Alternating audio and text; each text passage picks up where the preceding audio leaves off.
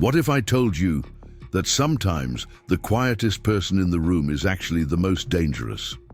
What if the kid everyone picks on turns out to have a secret that could change everything? Today's story is about Jake Thompson, a 16-year-old, who walked into Ridgemont High School wearing a uniform that would make him a target for the worst kind of bullying. But these bullies had no idea they were about to mess with the wrong family. By the end of this story, you'll understand why you should never judge someone by their appearance, and why some secrets are kept for very good reasons. Before we jump back in, tell us where you're tuning in from, and if this story touches you, make sure you're subscribed, because tomorrow I've saved something extra special for you. The autumn morning air in Pinewood Valley, Colorado, carried the crisp promise of change, but Jake Thompson felt nothing but dread as he adjusted his JROTC uniform one final time before stepping through the imposing glass doors of Ridgemont High School. The pristine hallways gleamed with polished marble floors and state-of-the-art electronic displays announcing various student achievements and upcoming events. Everything about this place screamed money and privilege, from the designer backpacks casually slung over shoulders to the luxury cars visible through the floor-to-ceiling windows that lined the main corridor. Jake's family had moved to Pinewood Valley just 2 weeks ago when his father, Lieutenant Colonel Mike Thompson, received his new assignment to Peterson Air Force Base. For Jake, this meant leaving behind friends, familiar faces, and the comfortable anonymity he had enjoyed at his previous school on the military base in North Carolina. Now he found himself navigating the complex social hierarchy of a civilian school, where his military background made him stand out like a beacon. The JROTC uniform he wore wasn't flashy or expensive, but it was immaculate. Every crease was sharp, every button polished, and the various ribbons and patches displayed on his chest told stories of discipline, achievement, and dedication that most of his new classmates would never understand. His mother had insisted he join the program immediately, knowing it would provide structure and familiar military protocols that might help him adjust to yet another new environment. What she hadn't anticipated was how that uniform would mark him as different in a school where conformity to civilian social norms was the unspoken rule. As Jake made his way through the crowded hallway toward his first period class, he became acutely aware of the stares and whispered comments that followed. In his wake, groups of students would pause their conversations to watch him pass, their expressions ranging from curiosity to thinly veiled disdain. He had grown accustomed to being the new kid, having moved 6 times during his father's military career. But this felt different. The hostility here was palpable, as if his very presence represented something these privileged students found threatening or offensive. The warning signs were subtle at first, a shoulder bump that seemed accidental, but carried just enough force to suggest otherwise. Locker doors that slammed shut as he passed, conversations that stopped abruptly when he approached, only to resume in hushed tones once he moved on. Jake recognized the pattern from previous schools, but the intensity here surprised him. These weren't the typical new kid hazing rituals he had experienced before. This felt more personal, more targeted, as if his uniform itself was seen as some kind of provocation. During his third period history class with Mr. David Chen, Jake began to understand the underlying tension. The lesson focused on recent military conflicts, and when Mr. Chen asked for perspectives on military service, the classroom atmosphere grew noticeably uncomfortable. Several students exchanged glances that Jake couldn't quite interpret, while others seemed to deliberately avoid looking in his direction. It became clear that military families weren't particularly welcome in this affluent community, where success was measured by bank accounts rather than service to country. The real trouble began during lunch period in the sprawling cafeteria. That could have served as a restaurant in any upscale shopping center. Jake had chosen a table near the windows, hoping to eat quietly while observing the social dynamics of his new environment. The food was exceptional compared to typical school cafeteria fare, another reminder of the wealth that permeated every aspect of Ridgemont High. He was halfway through his meal when he noticed a group of older students approaching his table, with the predatory confidence that marked them as the school's alpha predators. Connor Williams led the group with the swagger of someone who had never been told no. At 17, he possessed the kind of natural athleticism and social dominance that made him the undisputed king of Ridgemont High's social hierarchy.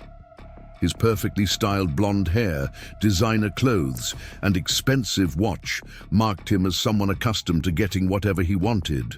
Behind him followed Tyler Brooks, a tall brunette whose family owned several successful businesses in town, and Madison Cole, whose father sat on the school board and whose mother chaired every important social committee in Pinewood Valley. The group's approach wasn't subtle. Conversations at nearby tables began to quiet as students sensed the approaching confrontation.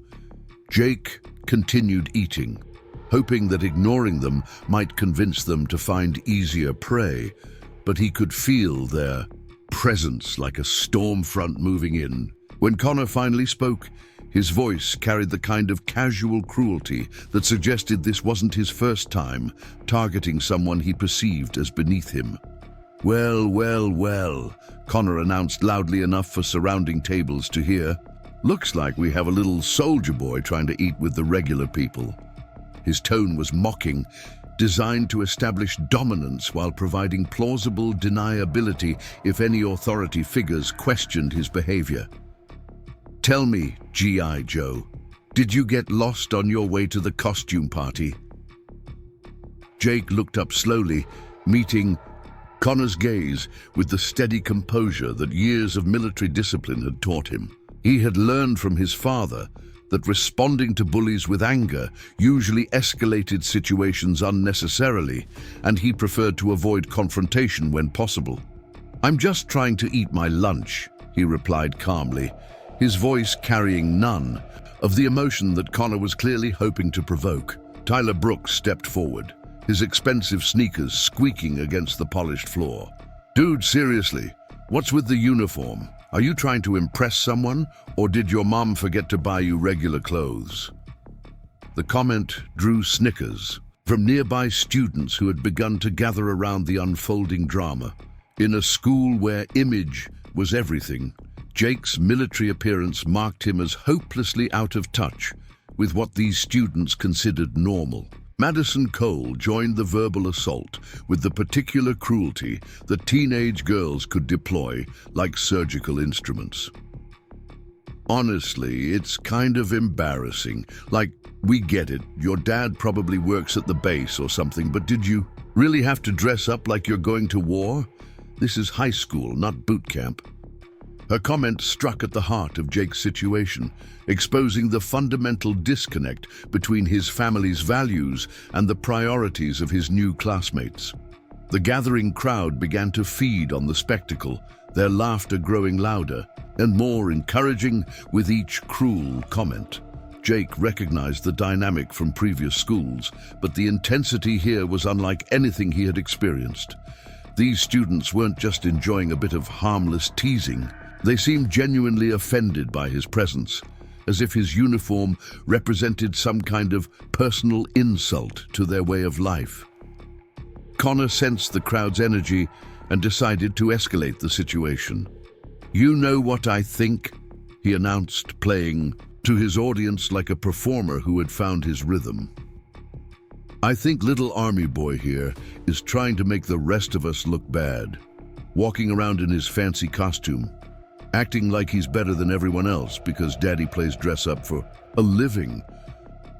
The insult to his father hit Jake like a physical blow, but he maintained his composure through sheer force of will.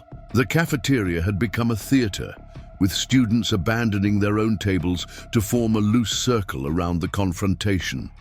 Cell phones appeared as if by magic, their cameras pointed toward Jake with the expectation that something dramatic was about to unfold. The modern teenage obsession with capturing and sharing humiliation had turned what might have been a private moment of cruelty into a public spectacle with potentially viral consequences. Derek Santos, who had been silent until now, decided to contribute his own brand of malicious creativity to the situation. "Maybe we should help him fit in better," he suggested, with mock helpfulness. "I mean, clearly nobody told him how to dress for school. We could give him some pointers, maybe help him find something more appropriate to wear." The suggestion carried an ominous undertone that made several nearby students lean forward with anticipation. Connor's eyes lit up with inspiration as Derek's words sparked a particularly cruel idea. "You know what, Derek? That's brilliant. We should absolutely help our new friend here understand how things work at Ridgemont High." He turned back to Jake with a smile that held no warmth whatsoever. "Here's what's going to happen, soldier boy. You're going to take off that ridiculous costume right here, right now, and then maybe we can find you something more suitable to wear." The demand sent a ripple of excitement through the gathered students. This was the kind of public humiliation that would be discussed for weeks, shared across social media platforms, and remembered long after graduation. Jake felt the familiar sensation of walls closing in, the same feeling he had experienced countless times before when his family's military lifestyle had made him a target. But this time felt different. These students weren't just picking on the new kid, they were attacking everything his family represented. "I'm not taking off my uniform," Jake replied quietly, his voice steady, despite the adrenaline beginning to course through his system. "This isn't a costume." Preparing and narrating this story took us a lot of time, so if you are enjoying it, subscribe to our channel. It means a lot to us. Now back to the story. "It's part of my education, and I have every right to wear it." His response was reasonable and measured, but it clearly wasn't what Connor and his followers wanted to hear. Tyler Brooks laughed harshly, the sound cutting through the cafeterias. Ambient noise like a blade. "Education? Dude, this is the real world, not some military fantasy camp. Nobody here cares about your little dress-up games." He gestured broadly at the surrounding students, many of whom nodded in agreement. "Look around you. Does anyone else look like they're heading off to fight a war? You stick out like a freak." Madison Cole decided to add her own psychological pressure to the situation. "Honestly, it's kind of sad. Like, are you so desperate for attention that you have to play soldier just to get people to notice you?" Her words were designed to cut deep, suggesting that Jake's military involvement was nothing more than an attention-seeking ploy, rather than a genuine commitment to service and discipline. The crowd's energy was building towards something dangerous, and Jake could feel the situation spiraling beyond typical teenage bullying into something more serious. Connor was clearly enjoying his role as ringleader, feeding off the crowd's enthusiasm and pushing the boundaries of what he could get away with. The presence of so many recording devices meant that whatever happened next would be preserved and shared, adding an extra layer of stakes to an already volatile situation. Connor stepped closer, invading Jake's personal space with the confidence of someone who had never faced serious consequences for his actions. "Last chance, uniform boy. Either you strip down voluntarily, or we help you do it. What's it going to be?" The threat was unmistakable now, crossing the line from verbal harassment into physical intimidation. Several students in the crowd began chanting encouragement, their voices blending into a chorus of cruelty that filled the cafeteria with toxic energy. Jake stood slowly, his chair scraping against the floor with a sound that seemed unnaturally loud in the tense atmosphere. He wasn't particularly tall or imposing, standing maybe 5'8", with the lean build of someone who stayed in excellent physical condition without being bulky. To the gathered students, he probably looked like easy prey, outnumbered and outmatched by Connor's superior size and social position. What they couldn't see was the way his father had trained him, the disciplines he had learned, and the strength that came from growing up in a family where courage was valued above popularity. "You really don't want to do this," Jake said quietly, his voice carrying a new edge that made several students in the front row shift uncomfortably. "Just walk away, and we can pretend this never happened." It was a final attempt at de-escalation, an opportunity for Connor to back down without losing face. But Connor was too intoxicated by the crowd's attention and his own sense of power to recognize the warning for what it was. Instead, Connor laughed and reached for Jake's uniform jacket, his fingers grasping the military-issue fabric with the intention of forcibly removing it. "Too late for that, soldier boy. Time for you to learn how things really work around here." It was the moment that would change everything, the point of no return that would reveal just how badly Connor Williams had miscalculated his target. What Connor and his followers didn't know was that Jake Thompson wasn't just any military kid trying to fit in at a new school. His father wasn't just another officer working at the nearby base.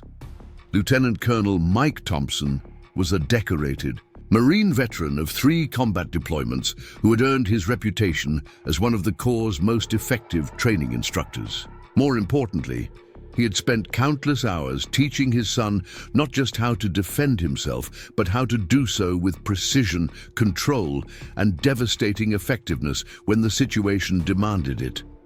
The uniform that Connor was so eager to remove represented more than just school clothes or family tradition. Every ribbon and patch had been earned through dedication, discipline, and achievement that these privileged students couldn't begin to comprehend. The physical fitness requirements, leadership training, and military protocols that Jake had internalized weren't just academic exercises. They were the foundation of a mindset that viewed challenges as opportunities and adversity as a chance to demonstrate character. As Connor's hand made contact with his uniform, Jake felt something shift inside him. It wasn't anger, though he certainly felt that. It wasn't fear, though the situation was undeniably dangerous. It was something colder and more controlled, a clarity of purpose that his father had taught him to recognize and harness. The same feeling that had carried his father through combat operations in Afghanistan was now awakening in his 16-year-old son in a high school cafeteria in Colorado. The transformation was subtle, but unmistakable to anyone who knew what to look for.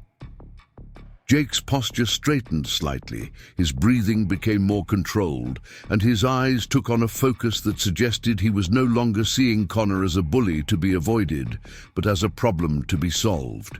The military bearing that he usually kept subdued to avoid standing out was now coming to the surface, revealing the warrior that lived beneath the quiet exterior of a teenager just trying to fit in. The moment Connor's fingers made contact with Jake's uniform jacket, the cafeteria seemed to hold its collective breath.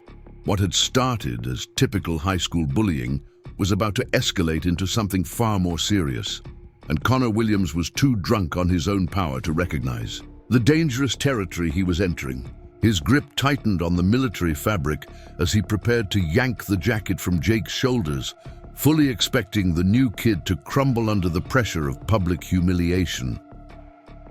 Connor had built his reputation at Ridgemont High through a carefully cultivated combination of athletic prowess, social connections, and strategic intimidation. His father owned 3 successful car dealerships across Colorado, and his mother served on the boards of several prestigious charities, giving him the kind of social immunity that allowed him to push boundaries without facing meaningful consequences. Teachers overlooked his more questionable behavior because of his family's donations to the school, and administrators found ways to minimize any complaints that might threaten his status as the golden boy of Pinewood Valley's elite social circle. The power Connor wielded at school extended far beyond typical teenage popularity. He had successfully orchestrated the social destruction of at least 4 students during his high school career, each one carefully selected for traits that marked them as outsiders in Ridgemont High's unforgiving social ecosystem. There was Marcus Chen, the brilliant computer programmer whose family had immigrated from Taiwan, driven from the school's technology programs through a sustained campaign of harassment that questioned his English skills and made racist jokes about his appearance. Sarah Martinez had been forced to quit the debate team after Connor spread rumors about her family's immigration status, despite the fact that her grandparents had been American citizens for 40 years.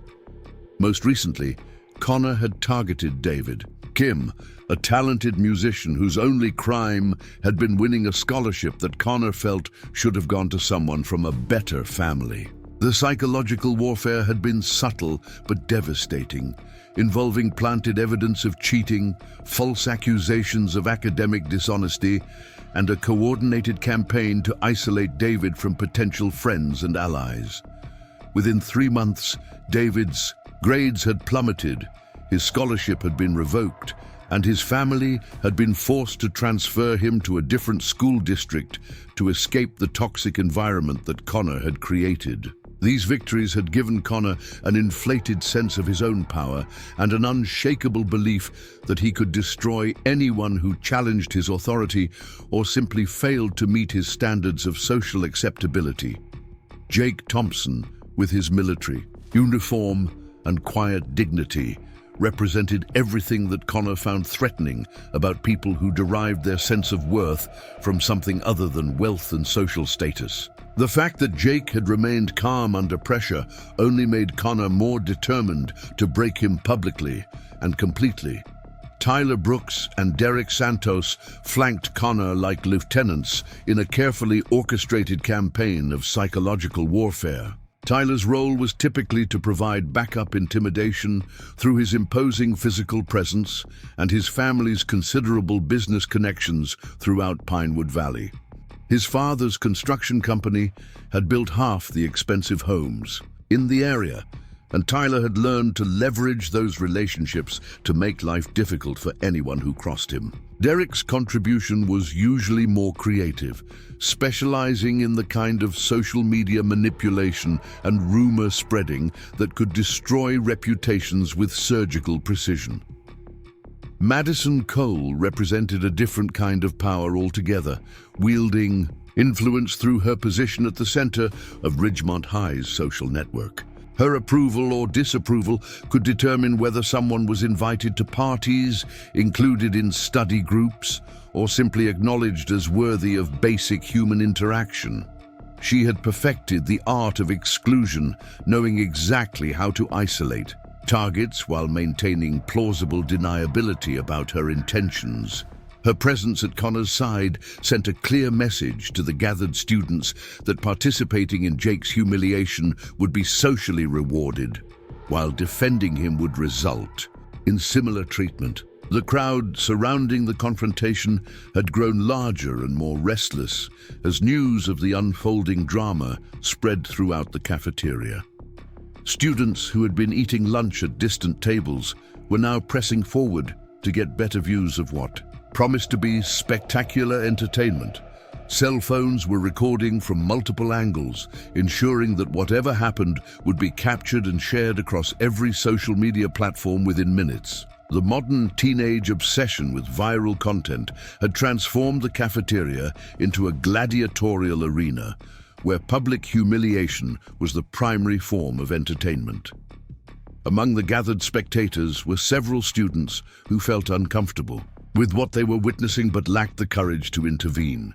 Emma Rodriguez, a junior who had been at Ridgemont High for 2 years, recognized the pattern of Connor's behavior, but had learned through bitter experience that challenging him directly only resulted in becoming his next target. She had watched him destroy other students and had promised herself that she would never again put herself in a position where she might face similar treatment.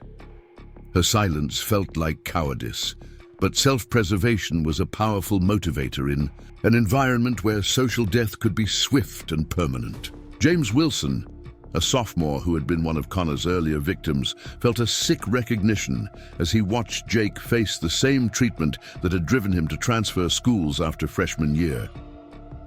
the psychological scars from his own experience. With Connor's cruelty were still fresh, manifesting in anxiety attacks and a persistent fear of being noticed or standing out in any way. Part of him wanted to warn Jake about what was coming, but the larger part was simply grateful that someone else had become Connor's focus, providing him with temporary relief from the constant vigilance required to avoid becoming a target again. Several teachers were present in the cafeteria, but their reactions varied dramatically based on their own relationships with Connor's family and their understanding of the school's unofficial power structure. Mrs. Patricia Greenwood, the English department chair, had noticed the gathering crowd, but chose to focus on her lunch and grade papers, having learned that intervening in Connor's confrontations often resulted in awkward conversations with Principal Henderson about the importance of maintaining positive relationships with influential families. Her decision to look the other way was calculated self-preservation disguised as professional neutrality. Coach Brian Mitchell, the physical education instructor, who also coached the school's championship football team, watched the developing situation with more interest than concern. Connor was his star quarterback, responsible for bringing 3 consecutive state championship trophies to Ridgemont High, and Coach Mitchell had invested too much in the boy's athletic career to jeopardize it over some teenage drama. In his mind, Jake's military uniform represented the kind of rigid discipline that might actually benefit from a little loosening up. And if Connor could accomplish that goal while asserting his natural leadership abilities, then perhaps everyone would benefit from the experience.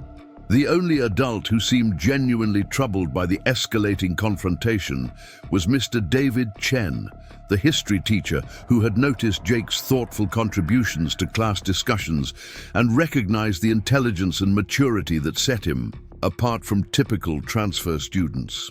Mr. Chen had served briefly in the National Guard during his college years and understood the significance of the uniform that Connor was treating as a costume. He began moving through the crowd, trying to reach the center of the confrontation before the situation spiraled completely out of control.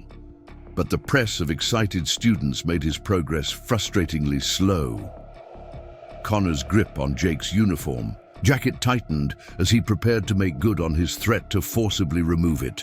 The fabric was sturdy military-issue material designed to withstand the rigors of training and ceremony, but Connor's fingers found purchase on the lapels and began to pull with increasing force. His expectation was that Jake would either submit to the humiliation or make some desperate attempt to resist that would provide justification for escalating the physical confrontation.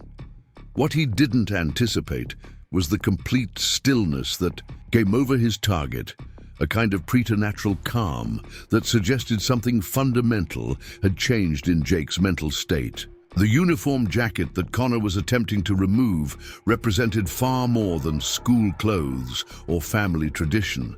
Every element of its construction and decoration told stories of discipline, achievement, and sacrifice that these privileged students had never experienced. The ribbons and patches displayed on Jake's chest had been earned through countless hours of training, leadership exercises, and competitive events that tested not just physical capabilities, but character, integrity, and the ability to perform under pressure. The precision of its maintenance reflected habits of excellence that had been instilled through years of military discipline and family expectations that valued service above self-interest. Jake's father had explained the significance of the uniform during their conversation the night before Jake's first day at Ridgemont High. Lieutenant Colonel Mike Thompson had worn similar uniforms during his own high school years, when his family's frequent relocations had made him a perpetual outsider in communities that didn't always appreciate military sacrifice. He had learned that the uniform was both a source of pride and a potential target for those who resented what it represented. And he had tried to prepare his son for the challenges that might come with wearing it in a civilian school environment. The conversation had taken place in Lieutenant Colonel Thompson's home office, surrounded by the accumulated artifacts of a military career that spanned 2 decades and 3 combat deployments. Photographs showed him with his Marine units in Iraq and Afghanistan, receiving commendations from senior officers and participating in training exercises that tested the limits of human endurance and tactical expertise. His Purple Heart and Bronze Star medals were displayed alongside certificates recognizing his contributions to military education and leadership development, creating a visual narrative of service that few civilians would ever understand or appreciate. "Son," Lieutenant Colonel Thompson had said, his voice carrying the weight of hard-earned experience, "wearing that uniform is going to make you different from other kids at your new school. Some of them won't understand what it means, and others might resent what they think it represents. You'll be tempted to take it off, to try to blend in and avoid standing out. But I want you to remember that uniform represents something bigger than just you or me, or even our family. It represents a commitment to excellence, to service, and to values that don't change based on popularity or convenience." Jake had listened, with the respectful attention that his military upbringing had taught him to show authority figures, but he hadn't fully understood the depth of his father's warning until this moment. Standing in the Ridgemont High cafeteria, with Connor Williams's hands on his uniform and a crowd of hostile students surrounding him, Jake finally comprehended what his father had been trying to prepare him for. This wasn't just teenage bullying. It was an attack on everything his family represented, everything they had sacrificed for, and everything they believed in. The physical sensation of Connor's hands gripping his uniform triggered something primal in Jake's nervous system, a response that had been conditioned through years of training and preparation for moments exactly like this one. His breathing automatically shifted to the controlled pattern that his father had taught him for managing stress and maintaining clarity under pressure. His peripheral vision expanded, taking in the positions and movements of every potential threat in his immediate vicinity. His muscle tension redistributed itself in ways that would allow for maximum mobility and response capability while maintaining the appearance of passive compliance. Connor interpreted Jake's stillness as submission and began to pull more aggressively at the uniform jacket, expecting it to come free easily and provide the dramatic moment of humiliation that would cement his dominance in front of the watching crowd. His followers sensed victory and began to press closer, their excitement building as they anticipated the spectacle of the new kid being stripped of his dignity along with his clothes. Madison Cole had her phone positioned to capture the perfect angle for social media distribution, while Tyler Brooks and Derek Santos positioned themselves to block any potential escape routes. The crowd's energy was reaching a fever pitch, with students chanting encouragement for Connor to strip the soldier boy and teach him how to dress for school. The mob mentality that had taken hold was transforming individual students into a collective organism focused entirely on witnessing and participating in Jake's destruction. Several students were already composing social media posts about the drama, complete with hashtags and commentary that would ensure the humiliation spread far beyond the walls of Ridgemont High.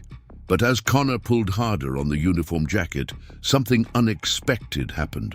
Instead of coming free or tearing under the pressure, the jacket remained exactly where it was, as if it were attached to Jake's body by something stronger than buttons and fabric. Connor's face began to redden with exertion and frustration as he realized that his target wasn't cooperating with the script he had written for this confrontation. Jake hadn't moved, hadn't spoken, and hadn't shown any sign of distress, but somehow his passive resistance was proving more effective than any active defense might have been. The change in Connor's expression was subtle but unmistakable to anyone who knew him well. The confident smirk that usually accompanied his public performances was beginning to crack around the edges, replaced by the kind of uncertainty that he rarely allowed others to see. His reputation for effortless dominance was built on the assumption that his targets would behave predictably, either cowering in fear or lashing out in ways that justified his retaliation. Jake's complete composure was disrupting that pattern and forcing Connor to improvise in ways that revealed his underlying insecurity. Tyler Brooks noticed his friend's growing frustration and decided to contribute his own brand of intimidation to the situation. He stepped forward and placed his hand on Jake's shoulder, applying pressure intended to force him into a more vulnerable position. "Come on, Army boy," he said loudly enough for the crowd to hear. "Stop making this harder than it needs to be. Just take off the costume, and maybe we'll let you sit with the normal kids tomorrow." His voice carried the casual cruelty of someone who had never faced serious consequences for his actions, but there was an edge of uncertainty that suggested he was beginning to sense that this confrontation might not proceed according to plan. Derek Santos added his own psychological pressure by circling around behind Jake, creating the impression of being surrounded and outnumbered. His strategy was to make Jake feel trapped and desperate, forcing him into a panic response that would justify whatever physical force might be necessary to complete his humiliation. "Yeah, seriously, why are you making this weird?" Derek asked, with mock concern. "We're just trying to help you fit in better. Nobody wants to be friends with someone who thinks he's better than everyone else because he plays dress-up." Madison Cole sensed the need to maintain the crowd's enthusiasm as Connor's difficulties became more apparent. She raised her voice to address the gathered students directly, ensuring that the social pressure remained focused on Jake rather than beginning to question Connor's methods. "This is so embarrassing," she announced dramatically. "Like, how desperate do you have to be for attention to wear a military costume to school? Does he think we're going to be impressed by his little soldier boy act?" Her comments were designed to frame Jake's uniform as pretentious rather than legitimate, encouraging the crowd to view his resistance as arrogance rather than principle. The psychological assault was coordinated and sophisticated, representing years of experience in breaking down targets through combination of physical intimidation, social pressure, and strategic humiliation. Connor and his allies had perfected these techniques through successful campaigns against previous victims, and they fully expected Jake to crack under the pressure just as others had before him. Their confidence was built on a foundation of past victories and the assumption that all teenagers, regardless of background, would eventually prioritize social acceptance over personal principles. But Jake Thompson wasn't responding according to their established playbook.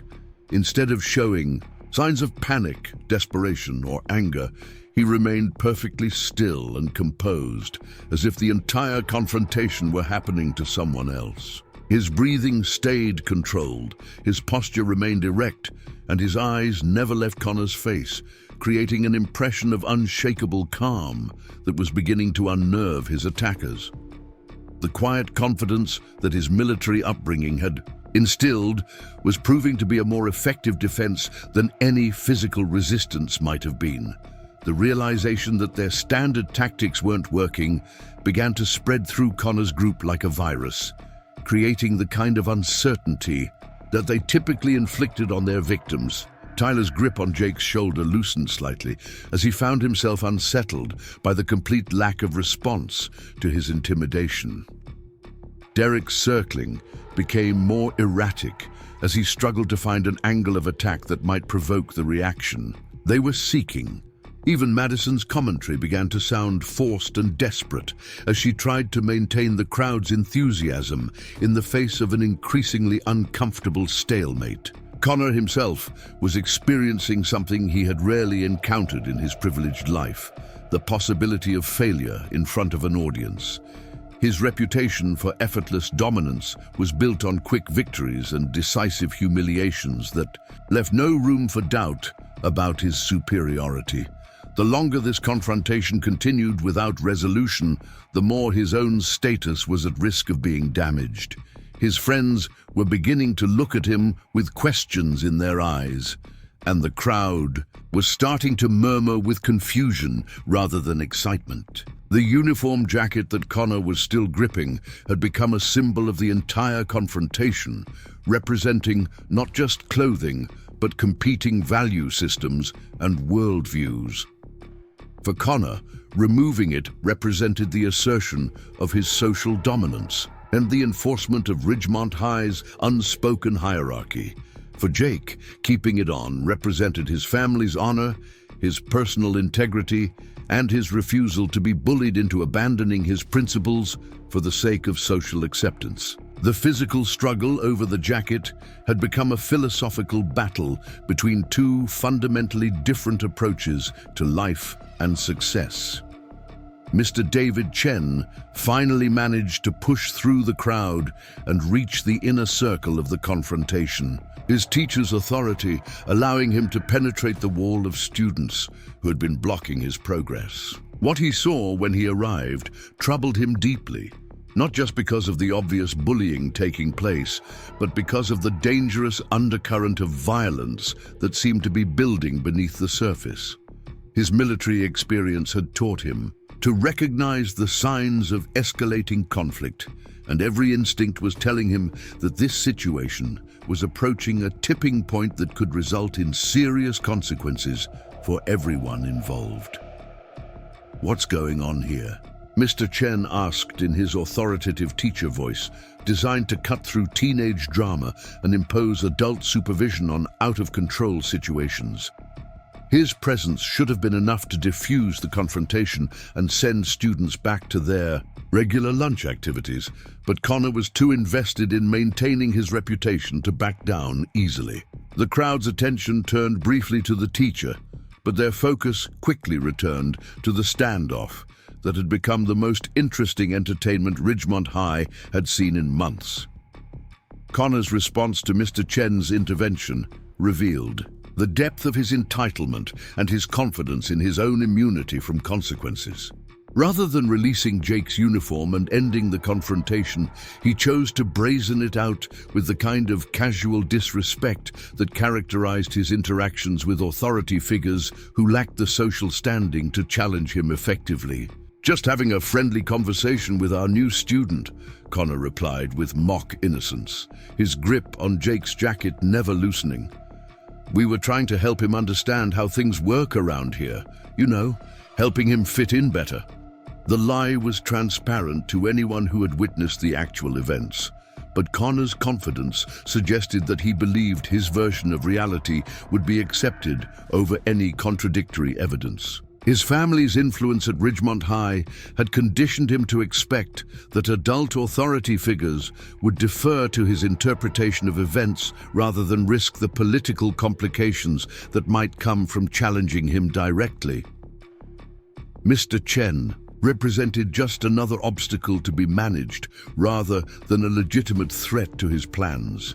Tyler Brooks and Derek Santos immediately rallied to support Connor's narrative, creating a unified front that would make it difficult for Mr. Chen to determine the truth without conducting a lengthy investigation that might prove embarrassing for the school administration. "Yeah, we were just talking," Tyler confirmed, with the practiced sincerity of someone who had lied to authority figures many times before.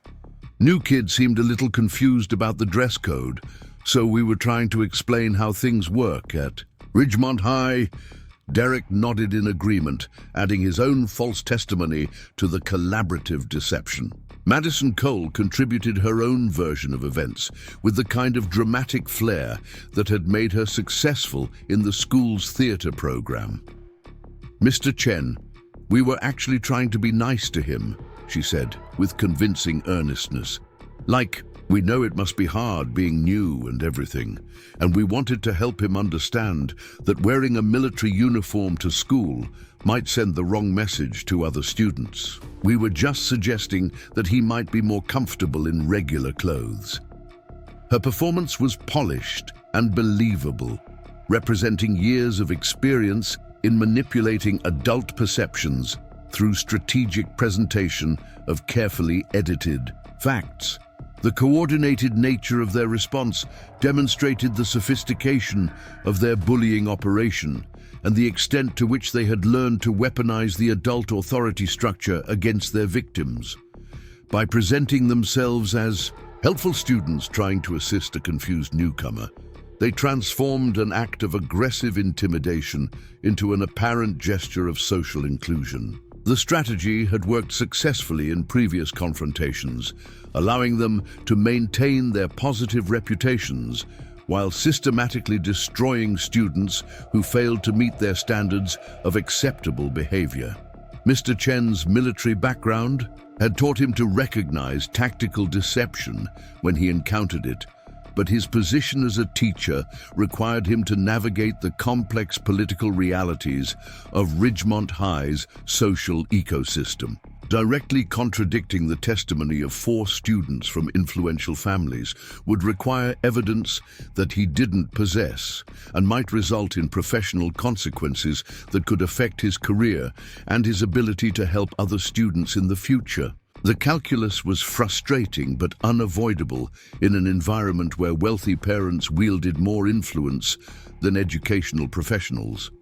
Jake recognized the impossible position that Mr. Chen was facing and chose to speak for the first time since the confrontation had begun. His voice was calm and measured, carrying none of the emotional turbulence that Connor had been trying to provoke.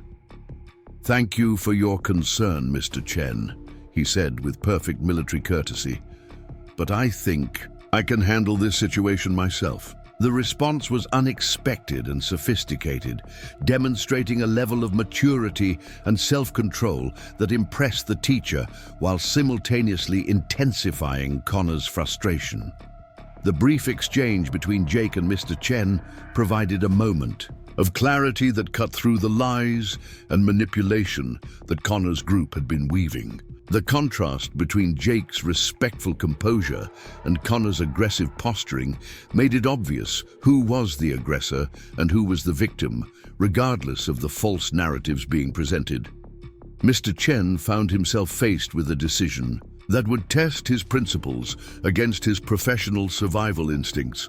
Connor sensed the potential shift in adult sympathy and decided to escalate the situation before Mr. Chen could intervene more decisively. His grip on Jake's uniform jacket shifted to a more aggressive hold, and he began to pull with renewed force, hoping to provoke the kind of dramatic response that would justify his actions and validate his narrative of helpful intervention.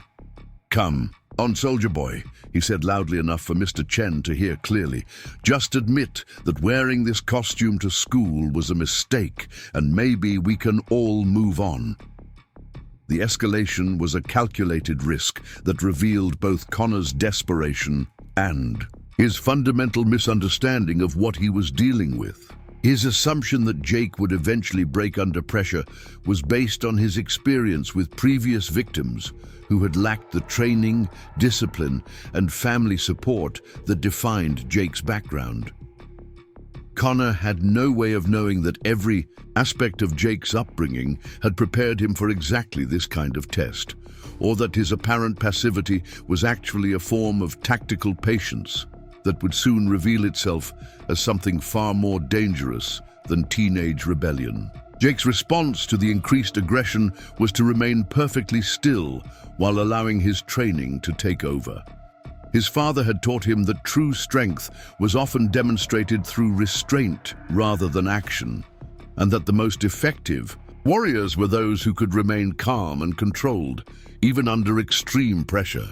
The uniform that Connor was trying to remove had been earned through years of discipline and sacrifice, and Jake understood that defending it was about far more than teenage social dynamics or high school popularity contests. As Connor pulled harder on the uniform jacket, Jake made a subtle adjustment in his stance that redistributed his center of gravity in ways that made him effectively unmovable without the application of overwhelming force.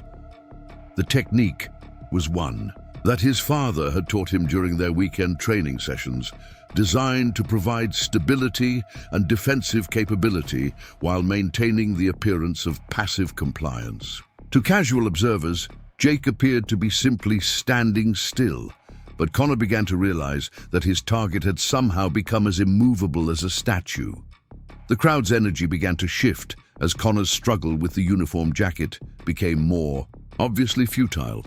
What had started as entertainment was beginning to look like embarrassment for their champion, and several students started to murmur questions about why Connor was having such difficulty with what should have been a simple task. The cell phone cameras that had been recording Connor's expected triumph were now capturing his increasing frustration and the first signs that his reputation for effortless dominance might be more fragile than anyone had realized. Madison Cole recognized the potential public relations disaster that was developing and attempted to redirect the crowd's attention away from Connor's struggles. "This is so weird," she announced dramatically.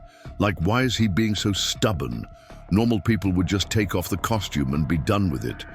Her strategy was to frame Jake's resistance as irrational rather than principled, hoping to maintain the narrative that Connor's group represented reasonable social expectations, while Jake was being unnecessarily difficult. But the crowd had already begun to sense that something significant was happening, something that transcended typical high school social dynamics and touched on deeper questions about power, respect, and the nature of true strength. The students who had initially cheered for Connor's dominance were now watching with growing uncertainty as their champion struggled unsuccessfully against an opponent who appeared to be doing nothing more than standing still. The paradigm shift was subtle but unmistakable, marking the moment when Connor's narrative of effortless superiority began to crack under the weight of reality. Jake remained silent and motionless as Connor's efforts became increasingly desperate and obviously futile. His military training had taught him that the most powerful victories were often achieved through patience and discipline rather than aggression and force. By refusing to respond to Connor's provocations with anger or violence, Jake was demonstrating a form of strength that these privileged students had never encountered before, a strength that came from conviction and character, rather than social status or physical dominance. The uniform that had made Jake a target was now becoming a symbol of something larger than high school social hierarchies or teenage power struggles. Every patch and ribbon represented achievements that couldn't be purchased or inherited, values that couldn't be compromised for the sake of popularity, and a commitment to service that transcended personal ambition. Connor's inability to remove it was beginning to look less like a wardrobe dispute and more like a fundamental clash between opposing philosophies of life and success. As the confrontation continued, with no resolution in sight, both participants and observers began to realize that they were witnessing something unprecedented in Ridgemont High's recent history. Connor Williams, the undisputed king of the school's social hierarchy, was being defeated not through superior force or cunning manipulation, but through the simple dignity and unshakable composure of a 16-year-old who refused to abandon his principles for the sake of social acceptance. The implications of this realization would soon reshape everyone's understanding of power, respect, and what it truly meant to be strong. The tension in the cafeteria had reached a breaking point.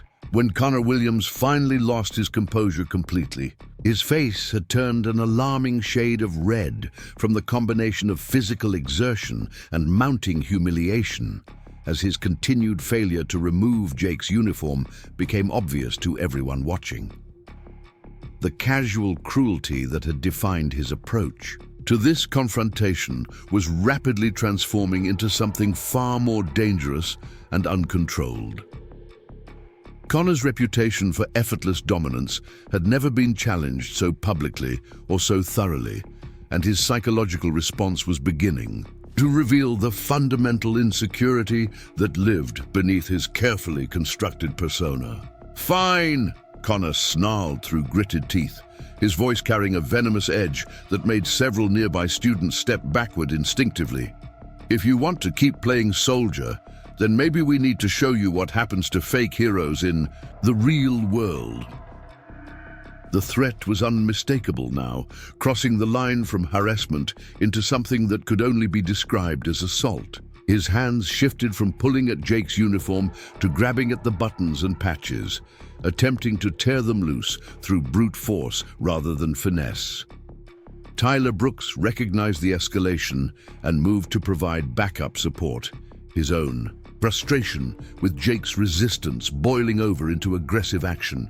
He grabbed Jake's left arm, attempting to immobilize him while Connor worked on destroying the uniform from the front. "Hold still, you freak!" Tyler commanded, with the kind of casual violence that suggested this wasn't his first experience with crossing the line from verbal to physical intimidation. "You brought this on yourself by thinking you're better than everyone else." Derek Santos completed the tactical encirclement by positioning himself behind Jake and attempting to grab his other arm, creating a human restraint system that would allow Connor to strip the uniform without interference. "Yeah, seriously, just let it happen," Derek advised with mock reasonableness, as if forcibly undressing someone in public were a normal part of high school social interaction. "The sooner you stop fighting it, the sooner this whole thing will be over." Madison Cole had shifted her role from passive observer to active participant by moving closer with her phone, ensuring that every moment of Jake's anticipated humiliation would be captured in high definition for immediate distribution across social media platforms. Her excitement was palpable as she sensed that they were about to witness the kind of spectacular social destruction that would be discussed and shared for months to come. "This is going to be so good," she whispered to her friends who had gathered around her, their phones also ready to document what they expected would be Connor's ultimate triumph. The crowd's energy had transformed from anticipatory excitement into something darker and more primal, as they sensed that the confrontation was moving beyond typical teenage drama into genuinely dangerous territory. Several students were chanting encouragement for Connor to strip the soldier boy, while others were placing bets on how long Jake would be able to resist before breaking down completely. The mob mentality that had taken hold was feeding on itself, creating a feedback loop of violence and cruelty that was rapidly spiraling beyond anyone's control.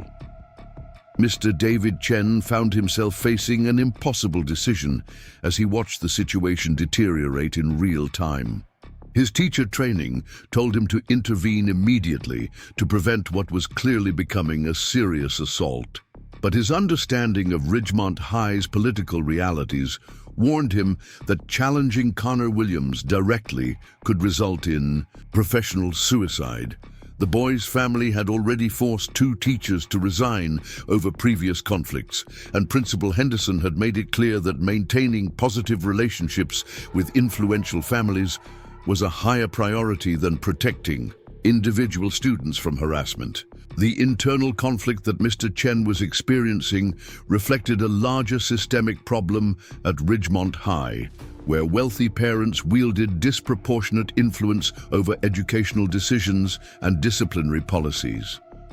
The school's dependence on private donations and political connections had created an environment where students from powerful families operated under different rules than their less privileged classmates. Connor Williams and his allies had learned to exploit this system expertly, using their parents' influence as a shield that protected them from meaningful consequences, while they systematically terrorized anyone who failed to meet their standards of social acceptability.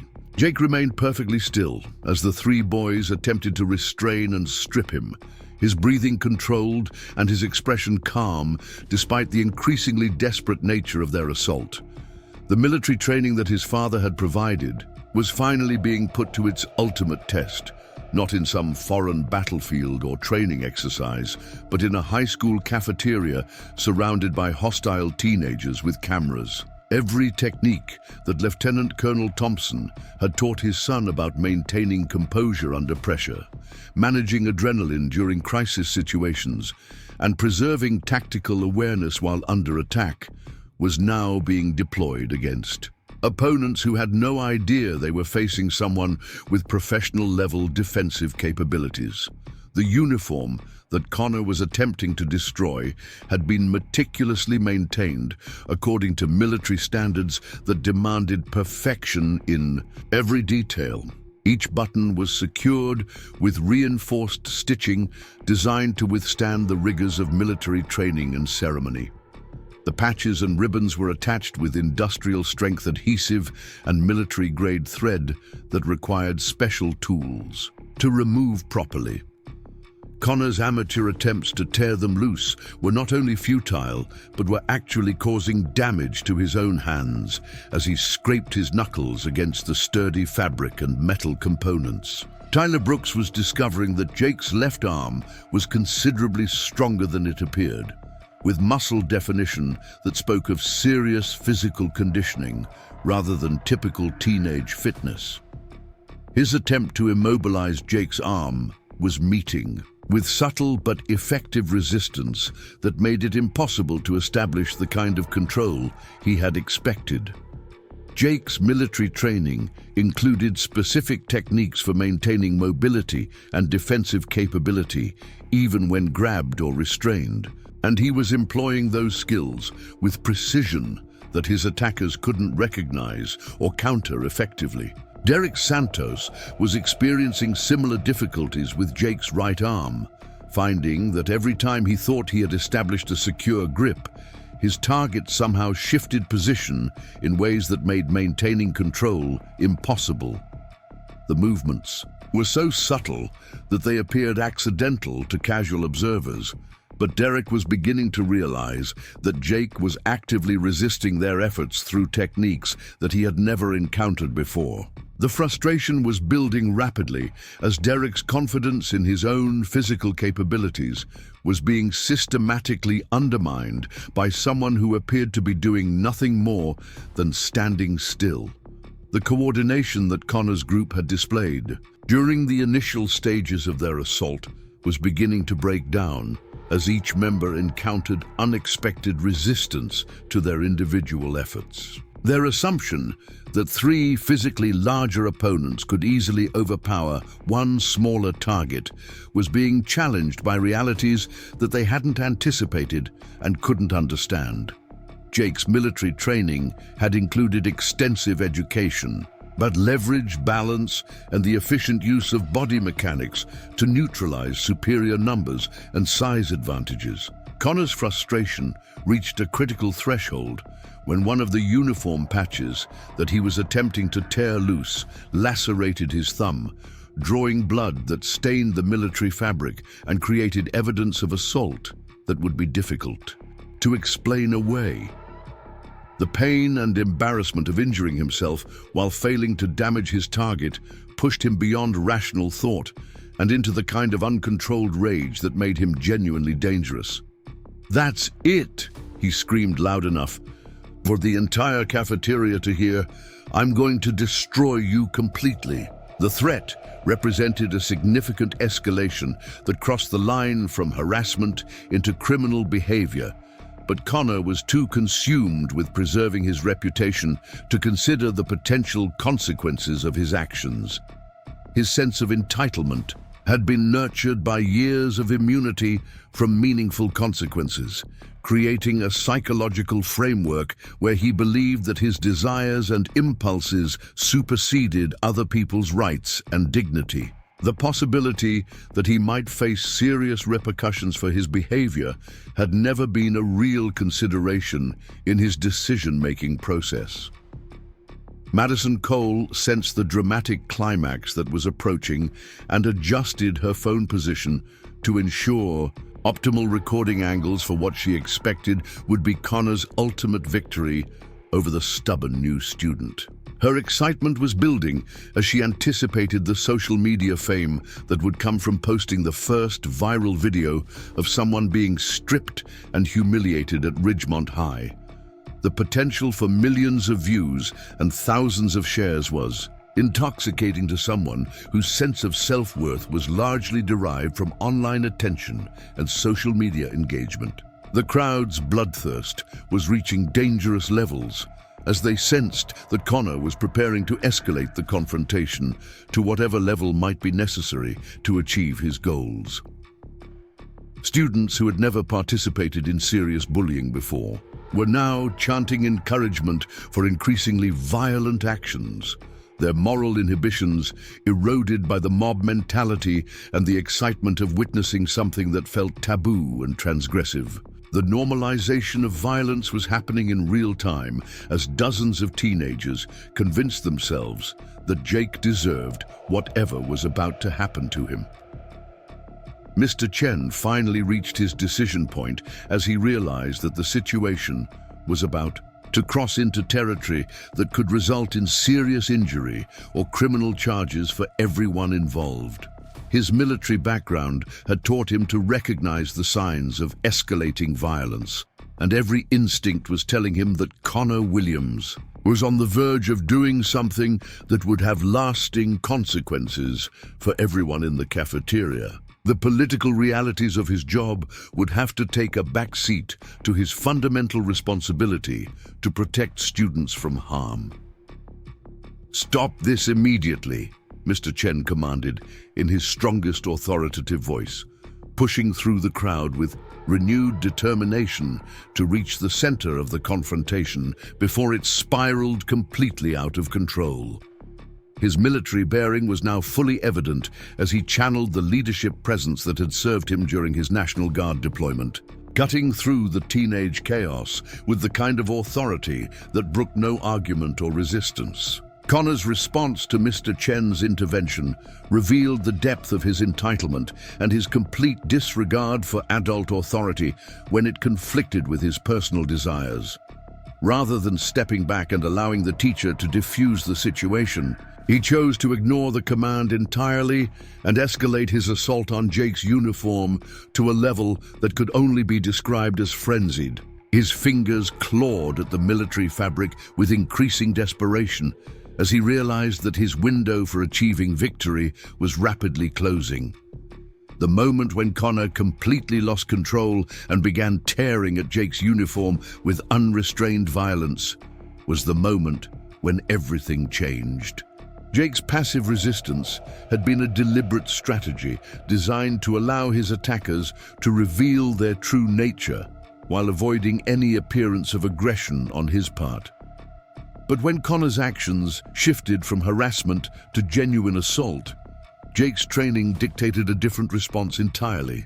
The warrior that lived beneath his quiet exterior was finally awakened, not by anger or fear, but by the recognition that tactical patience had served its purpose, and defensive action was now required. The transformation was so subtle that most observers missed it entirely, but those with military experience would have recognized the signs immediately. Jake's breathing shifted to a different pattern.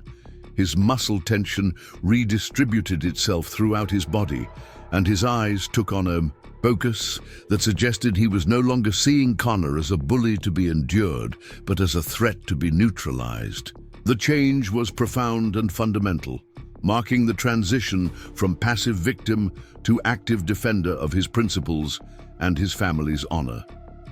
Tyler Brooks was the first to realize that something significant had changed when his grip on Jake's left arm was suddenly and effortlessly broken by a movement so smooth and precise that it seemed almost accidental.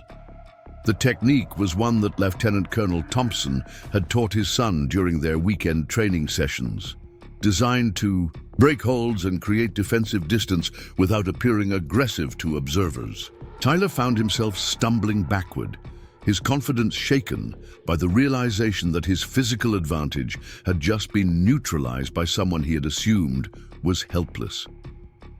Derek Santos experienced a similar revelation when his attempt to maintain control of Jake's right arm resulted in his own arm being twisted into a position that was both painful and embarrassing. The movement was executed with such precision and control that it appeared to be more of a dance than a fight, but the result was unmistakable.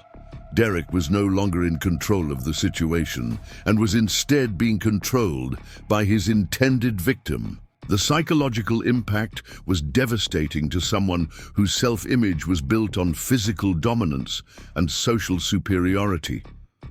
Connor's realization that his support system had just collapsed came too late to prevent him from making the critical error that would define the rest of the confrontation. His continued assault on Jake's uniform while his friends were being systematically neutralized left him isolated and vulnerable to a level of response that he had never experienced before. The boy who had built his reputation on bullying smaller, weaker, or less connected students was about to discover what happened when he targeted someone with actual training and capability. Jake's response to Connor's final, desperate attack was a masterpiece of controlled force and tactical precision that would have made his father proud. Using techniques that combined traditional military combatives with lessons learned from his father's Marine Corps training, Jake neutralized Connor's threat while ensuring that every action could be justified as necessary self-defense. The movements were smooth and professional, executed with the kind of restraint that demonstrated superior training and discipline rather than anger or revenge. The sound that Connor made when Jake's defensive techniques finally took effect was unlike anything the gathered students had ever heard before. It was part surprise, part pain, and part recognition that he had fundamentally miscalculated the nature of his target. The boy who had terrorized Ridgemont High for 3 years was suddenly and completely helpless, controlled by someone he had assumed was weak and defenseless. The reversal was so complete and so sudden that many observers didn't immediately understand what they were witnessing. Madison Cole's phone captured every moment of Connor's defeat in high definition, but the video she was recording bore no resemblance to the triumph she had expected to document. Instead of watching Jake's humiliation and destruction, she was witnessing the systematic and professional neutralization of Ridgemont High's most feared bully by someone who moved with the precision and confidence of a trained fighter. The viral video she had hoped to create was still taking shape, but Connor wasn't going to be the hero of the story. Tyler Brooks and Derek Santos found themselves on the floor of the cafeteria, their expensive clothes disheveled and their confidence shattered by their encounter with defensive techniques that they had never imagined could be deployed by someone their own age. Neither had been seriously injured, but both had been completely dominated by someone they had assumed was helpless and vulnerable. The psychological impact of the experience would take much longer to heal than any physical damage they might have sustained. The crowd's reaction to Jake's sudden reversal of fortune was a mixture of stunned silence and excited chatter as students tried to process what they had just witnessed. The boy who had been the victim of systematic harassment just moments earlier was now standing calmly over his defeated attackers, his uniform still perfectly intact, and his expression revealing nothing of the emotions he might be feeling. The transformation was so complete that many observers questioned whether they had misjudged the entire situation from the beginning. Mr. Chen arrived at the center of the confrontation just in time to see the aftermath of Jake's defensive actions, his military experience allowing him to recognize immediately what had taken place. The precision and restraint that Jake had demonstrated were the hallmarks of professional training, not lucky accidents or teenage brawling. The teacher's respect for the new student increased dramatically as he realized that Jake had neutralized a dangerous situation while maintaining perfect discipline and avoiding any unnecessary violence. Connor Williams lay on the cafeteria floor in a position that was both physically uncomfortable and socially devastating. His reputation for invincibility destroyed in front of dozens of witnesses with recording devices. The boy who had built his identity around dominating others was now completely helpless, controlled by someone he had attempted to humiliate and destroy. The irony was not lost on the students who had watched his previous victories over weaker targets, and many were already beginning to reassess their understanding of power and strength. The uniform that had started the entire confrontation remained perfectly intact, its patches and ribbons undisturbed despite Connor's frenzied attempts to destroy them. The symbolism was powerful and unmistakable. The values and principles that the uniform represented had proven stronger than the wealth, privilege, and social status that Connor had wielded like weapons. Jake's quiet dignity and professional competence had triumphed over Connor's crude attempts at domination through force and intimidation. Jake released his hold on Connor and stepped back, his movements controlled and deliberate as he ensured that his defeated attacker was not seriously injured despite being completely neutralized. The restraint he showed, even in victory, demonstrated the kind of character and discipline that his military upbringing had instilled, contrasting sharply with the cruelty and excess that had characterized Connor's approach to conflict resolution. The difference between the two young men was now obvious to everyone present. The silence that filled the cafeteria in the immediate aftermath of the confrontation was profound and unsettling, as if the natural order of Ridgemont High's social ecosystem had been fundamentally disrupted. Students who had built their understanding of power and status around Connor's dominance were now forced to confront the possibility that their assumptions about strength, courage, and leadership had been completely wrong. The paradigm shift was uncomfortable and disorienting for people whose worldview had been built on the foundation of Connor's seeming invincibility. Emma Rodriguez, who had watched the entire confrontation from the edge of the crowd, found herself experiencing a complex mixture of emotions as she processed what she had just witnessed. The relief she felt at seeing Connor Williams finally face consequences for his behavior was tempered by her amazement at Jake's professional competence and restraint under pressure. For the first time in her 2 years at Ridgemont High, she had seen someone stand up to the school's primary bully and win decisively without becoming a bully themselves. James Wilson, Connor's earlier victim, who had been forced to transfer schools, watched the confrontation's resolution with a sense of validation that he had never expected to experience. The boy who had terrorized him during freshman year was now lying helpless on the cafeteria floor, defeated by someone who had refused to be intimidated or broken by tactics that had destroyed so many others. The vindication was sweet, but it also forced James to confront his own decisions about running away rather than standing and fighting. Principal Sarah Henderson arrived at the cafeteria just as the immediate confrontation was ending, her attention drawn by reports from other staff members about a disturbance involving some of the school's most prominent students. What she found when she reached the scene was a situation that would require careful navigation to avoid the political complications that always arose when Connor Williams was involved in disciplinary incidents. The optics of the situation were troubling from multiple perspectives, and she would need to move carefully to protect both the school's reputation and her own career.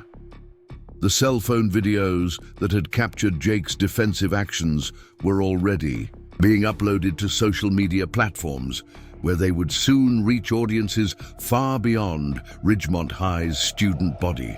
The narrative that would emerge from these recordings would be very different from what Connor and his allies had planned, showing not the humiliation of a pretentious newcomer, but the professional competence of someone who had been pushed too far by bullies who had finally picked the wrong target. Jake stood quietly in the center of the disrupted cafeteria, his uniform still immaculate and his bearing calm, despite everything he had just experienced. The warrior that his father had trained was now fully awake and aware, but it remained, controlled and disciplined rather than aggressive or vengeful. The true test of his character would come not in the physical confrontation that had just ended, but in how he chose to handle the aftermath and the consequences that would inevitably follow. The revelation of Jake's true capabilities had fundamentally altered the power dynamics at Ridgemont High, but the full implications of that change were only beginning to become apparent. Connor Williams's reign of terror was over, but the vacuum left by his fall would need to be filled by someone with different values and principles. Whether Jake would choose to assume that role or remain focused on his own education and development remained to be seen, but his actions had already marked him as someone who could not be ignored or dismissed. The confrontation that had begun with an attempt to strip Jake of his uniform and dignity had ended with Connor stripped of his reputation and authority instead. The irony was perfect and complete, demonstrating that true strength came not from wealth or social position, but from character, training, and the willingness to stand up for principles regardless of the personal cost. The lesson would resonate throughout Ridgemont High for years to come, changing how students understood power and respect in ways that Connor Williams had never intended but could never undo. The aftermath of Jake's defensive display sent shockwaves through the cafeteria that extended far beyond the immediate circle of students who had witnessed the confrontation. Word spread through Ridgemont High with the speed that only teenage gossip could achieve, carrying with it cell phone footage that captured every moment of Connor Williams's complete and professional neutralization by someone most students had dismissed as an easy target. The videos were already being shared across every social media platform, transforming what Connor had intended as Jake's humiliation into a viral demonstration of his own spectacular defeat. Within minutes of the confrontation's end, the footage had reached students in classrooms throughout the school, carried by text messages and social media notifications that buzzed constantly on phones hidden beneath desks and in backpacks. Teachers found their carefully planned lessons interrupted by the undercurrent of excitement and disbelief that rippled through their students as they processed the impossible. Connor Williams, the undisputed king of Ridgemont High's social hierarchy, had been defeated by the quiet new kid in the military uniform. Emma Rodriguez found herself thrust into an unexpected position of importance as one of the few students who had witnessed the entire confrontation from beginning to end.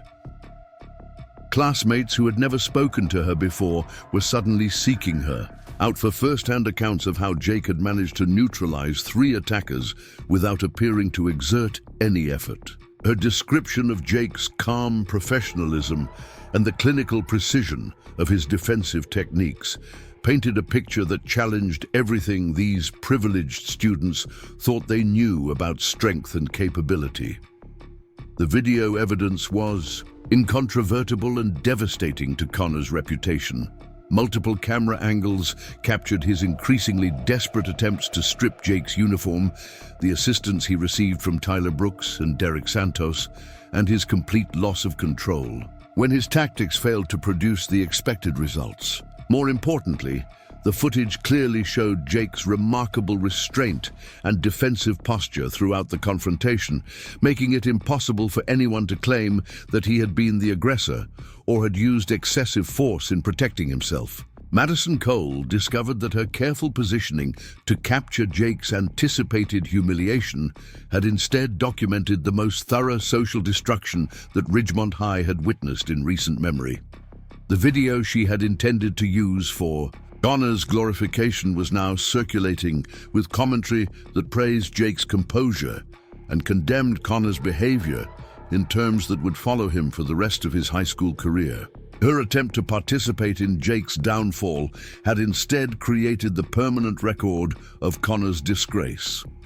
Principal Sarah Henderson faced a crisis management situation that would test every political skill she had developed during her administrative career. The Williams family's influence at Ridgemont High was substantial, built on years of generous donations and careful cultivation of relationships with school board members. However, the video evidence of Connor's behavior was so damning and so widely distributed that protecting him from consequences would be virtually impossible without destroying her own credibility and potentially exposing the school to legal liability. The phone call from Congressman Williams came within an hour of the confrontation, his voice carrying the kind of barely controlled fury that suggested he was already planning his response to his son's public humiliation. "Sarah," he began without preamble, "I want to know exactly what happened at your school today and why my son is being portrayed as some kind of criminal on social media." The conversation that followed would determine not only Connor's immediate fate, but also the future relationship between the Williams family and Ridgemont High's administration. Principal Henderson had prepared for this call by reviewing the video evidence multiple times and consulting with the school's legal counsel about potential liability issues. The footage was unambiguous in showing Connor as the clear aggressor throughout the confrontation, making it legally impossible to discipline Jake for defending himself. More concerning from a legal perspective was the possibility that the school could be held liable for failing to protect Jake from what could reasonably be characterized as assault and battery. "Congressman Williams," Principal Henderson replied carefully, "the video evidence shows that your son initiated physical contact with another student and attempted to forcibly remove his clothing in front of dozens of witnesses. We have clear documentation of assault, and frankly, we're fortunate that the other student showed such remarkable restraint in defending himself." The conversation continued for 30 minutes, with Congressman Williams alternating between threats, demands, and attempts at negotiation as he gradually realized that his son's behavior was indefensible. The legal implications of the confrontation extended beyond simple school disciplinary measures. Jake's parents had been contacted immediately after the incident, and Lieutenant Colonel Thompson's response had been swift and decisive. His military legal training had taught him to document everything and preserve evidence when his family's rights were threatened. Within hours of the confrontation, he had retained civilian counsel and was exploring options for both criminal charges and civil litigation against Connor Williams and potentially the school district for failing to provide a safe learning environment. The conversation between Lieutenant Colonel Thompson and his son that evening took place in the family's home office, surrounded by the accumulated evidence of a military career built on discipline, honor, and service to others. The decorated Marine listened carefully as Jake recounted every detail of the confrontation, his professional training allowing him to analyze the tactical and legal aspects of his son's defensive actions. What he heard filled him with pride at Jake's restraint and professionalism, but also with anger at the environment that had made such actions necessary. "Son," Lieutenant Colonel Thompson said after hearing the complete account, "you handled yourself exactly as I taught you. You showed restraint when restraint was appropriate, and you defended yourself when defense became necessary. More importantly, you protected the honor of that uniform and everything it represents." Ooh. The validation from his father meant more to Jake than any praise he might receive from classmates or teachers, confirming that his actions had lived up to the standards that their family held sacred. The broader military community's response to the viral videos was swift and overwhelmingly supportive of Jake's conduct. Veterans organizations shared the footage with commentary praising his discipline and restraint under pressure, while active-duty military personnel recognized the quality of his training and the professionalism he had displayed throughout the confrontation. The story became a symbol of military values, succeeding against civilian privilege and entitlement, resonating with service members who had faced similar discrimination in their own civilian interactions. Connor Williams spent the evening in his family's mansion, isolated from the social media storm that was destroying his reputation and contemplating a future that looked very different from the one he had envisioned just that morning. The videos of his defeat were being shared with increasing frequency, accompanied by commentary that dissected his behavior and character in ways that left no room for redemption or excuse.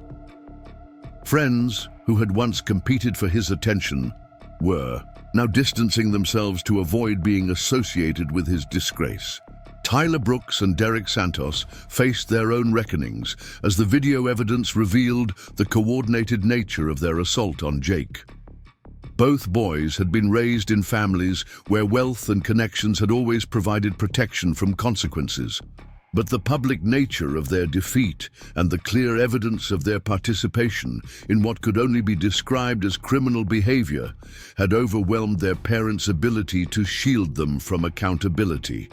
Expensive lawyers were being consulted, but the video evidence made defending their actions virtually impossible. The social media response to the confrontation extended far beyond Ridgemont High's student body, reaching audiences across the country who were drawn to the story of a military teenager defending his principles against entitled bullies. The videos were shared by veterans groups, military families, and civilian supporters who saw Jake's story as representative of larger cultural conflicts between service and privilege, discipline and entitlement, character and wealth. The narrative that emerged positioned Jake as a symbol of military values, triumphing over civilian decadence. News outlets began picking up the story within 24 hours of the original confrontation, drawn by the compelling visual evidence and the broader themes that the incident represented. Local television stations interviewed military experts who praised Jake's restraint and condemned Connor's behavior, while national media explored the story as an example of bullying in affluent school districts and the unique challenges faced by military families in civilian communities. The interview requests that flooded the Thompson family's phone lines were politely declined, as Lieutenant Colonel Thompson preferred to let his son's actions speak for themselves, rather than risk turning the incident into a media circus that might interfere with the legal proceedings he was considering. However, the family did authorize a brief statement through their attorney that emphasized Jake's commitment to the values represented by his uniform, and his hope that the incident would lead to positive changes in how military students were treated at civilian schools. The investigation launched by Ridgemont High's administration was thorough and swift, conducted under the scrutiny of school board members who were acutely aware of the national attention the incident was receiving. The video evidence made determining the facts straightforward, but the political ramifications were complex and potentially career-ending for administrators who had previously shown favoritism to wealthy families at the expense of other students' safety and dignity. Connor Williams's suspension from school was announced 48 hours after the confrontation, accompanied by his removal from the football team and his disqualification from consideration for various academic honors that his family had expected him to receive. The consequences were severe by Ridgemont High standards, but they reflected the administration's recognition that the video evidence and public attention made anything less than decisive action impossible to defend. Tyler Brooks and Derek Santos received similar suspensions and disciplinary measures, though their punishments were slightly less severe due to their supporting rather than leading roles in the assault. Both families hired expensive legal counsel and began exploring options for transferring their sons to private schools where the incident might be less well known and the social consequences less severe. The prospect of spending their senior year as social pariahs at Ridgemont High was unacceptable to families accustomed to privilege and prestige. The transformation in Jake's social status at Ridgemont High was immediate and dramatic, though not entirely welcome to someone who had preferred anonymity and quiet integration into his new environment. Students who had previously ignored or avoided him now sought his attention and approval, eager to be associated with someone who had achieved such spectacular social victory over the school's former ruling class. The shift from invisible newcomer to celebrated hero was disorienting and somewhat uncomfortable for someone raised to value substance over recognition. Emma Rodriguez found herself reconsidering her own approach to social survival at Ridgemont High as she watched Jake navigate his newfound status with the same quiet dignity he had shown throughout the confrontation.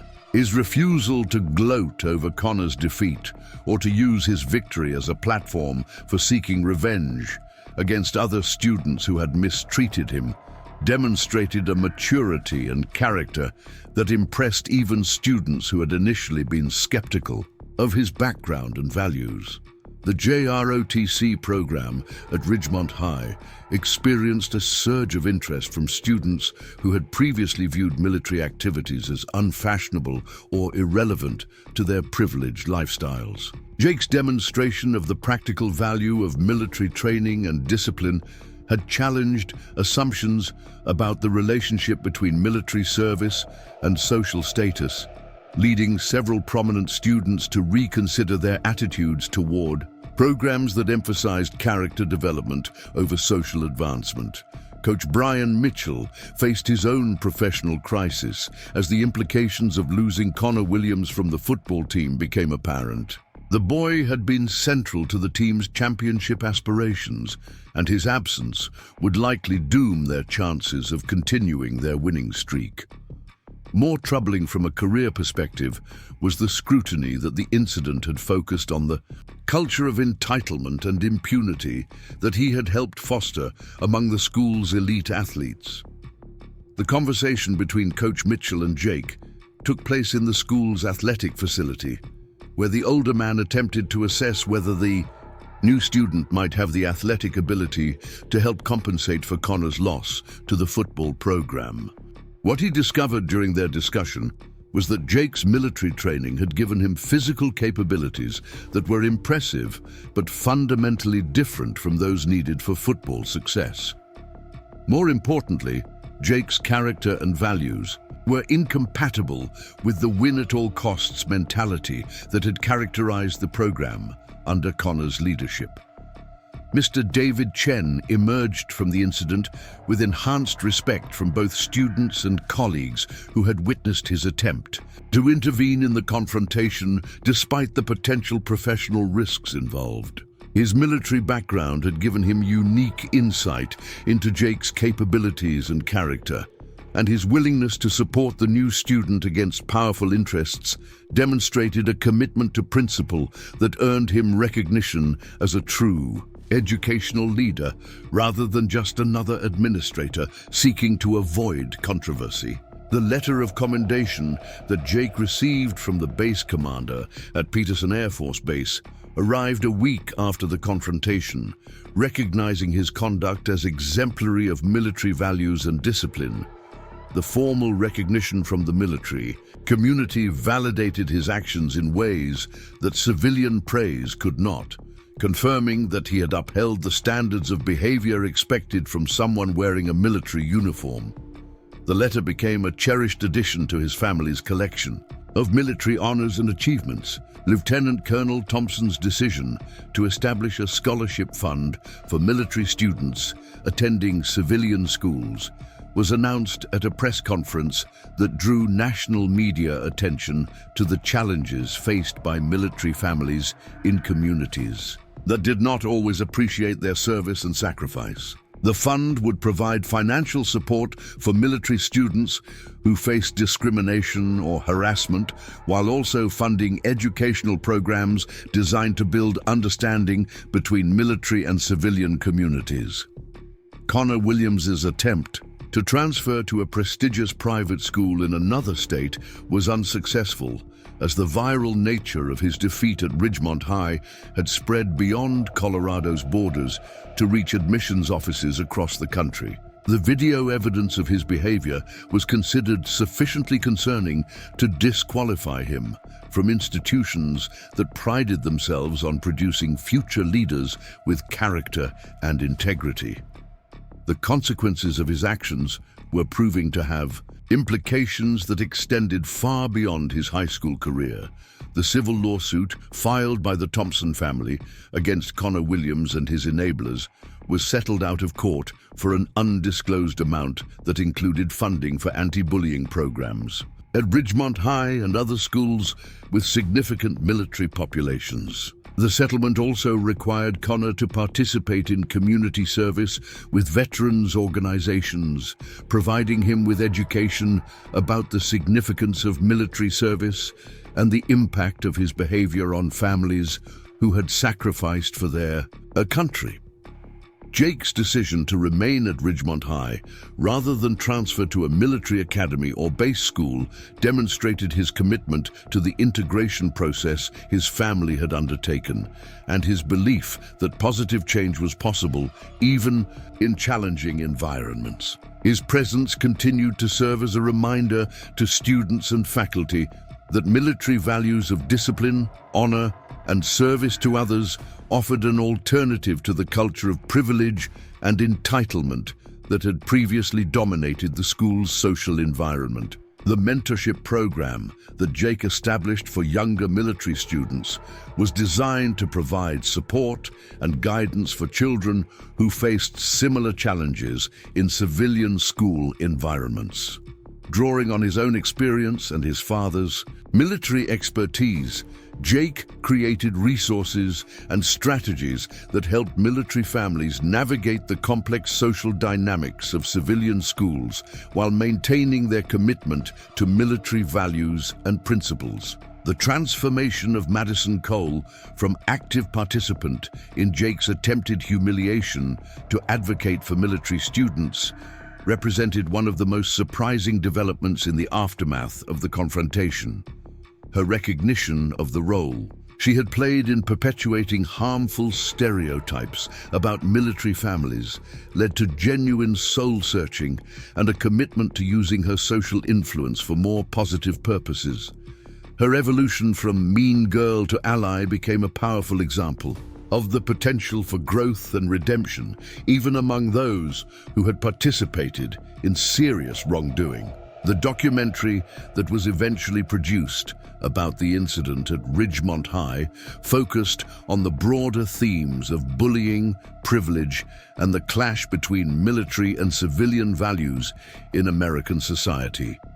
Jake's story became a case study in how individual acts of courage and principle could challenge systemic problems and create opportunities for positive social change. The film was widely used in educational settings to promote discussions about character, leadership, and the importance of standing up for one's beliefs, regardless of the personal cost. The annual ceremony at Ridgemont High that now honors students who demonstrate exceptional character and courage was established in recognition of Jake's example and the positive changes his actions had inspired throughout the school community. The award specifically recognizes students who stand up for others, demonstrate integrity under pressure, and embody values that transcend social status or personal advantage. Jake was the first recipient of the award that would bear his name and continue his legacy long after his graduation.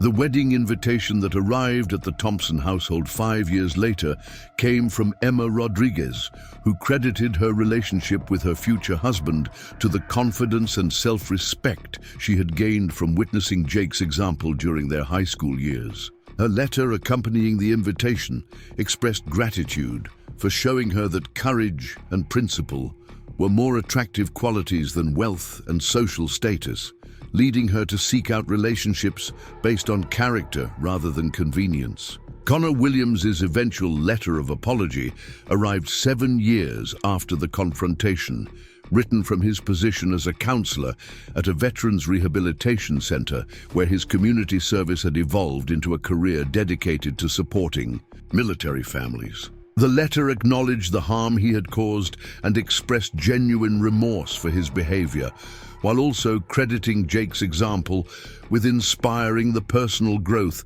that had led him to find purpose in service to others rather than domination over them. The reunion of Jake's high school class 10 years later found him serving as a Marine officer following his father's footsteps, his military career built on the same foundation of discipline and character that had served him so well. During his teenage years, his classmates, many of whom had gone on to successful careers in business and politics, continued to regard him with the respect and admiration that had been earned through his actions on a single day when he had been forced to choose between submission and standing up for his principles.